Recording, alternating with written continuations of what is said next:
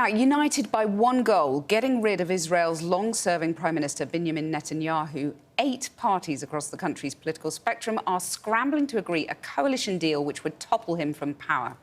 Opposition leader Yair Lapid has until midnight tonight to form a government of change under which his political rival, the ultra-nationalist Naftali Bennett, would become Prime Minister for the next 2 years. Our international editor, Lindsay Hilson, reports. Israel has a new president, Isaac Herzog, elected by members of the parliament, the Knesset. But it doesn't yet have a new prime minister.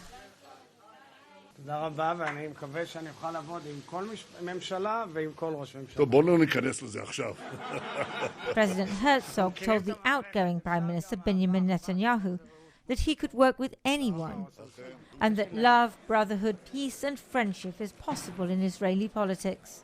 The leaders of a new coalition that could oust Netanyahu are the right-wing millionaire Naftali Bennett and the centre-left former talk show host Yair Lapid. They found the brotherly love involved in building a coalition of 8 disparate parties so exhausting that they went for a nap after the Knesset session. Naftali Bennett is likely to be the next Prime Minister. He's a big supporter of Israeli settlements and thinks that allowing a Palestinian state would be suicidal for Israel. His coalition partner Yair Lapid has accepted a little help from his enemies. The two men disagree about pretty much everything apart from their desire to get rid of Netanyahu. The man who has governed Israel for 15 of the last 25 years is busy trying to pick off members of the putative coalition, which would have a majority in the Knesset of just 1.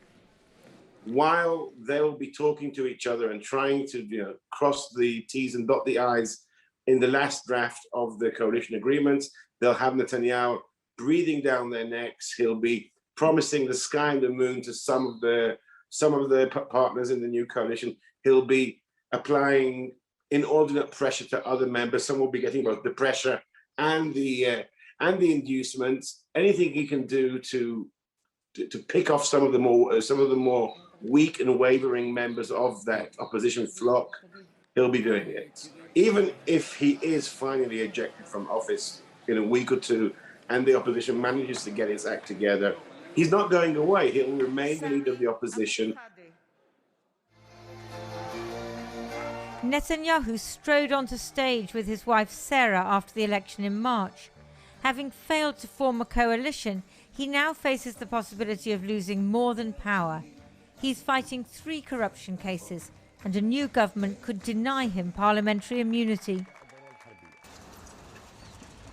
Today in Gaza, people were continuing to clear the rubble from Israel's 11-day bombardment. With no dialogue, it makes little difference to Palestinians who governs Israel. In Jerusalem, Israelis wait. Bennett and Lapid have until midnight to present their new coalition to the president, and then a week before a vote of confidence in the Knesset.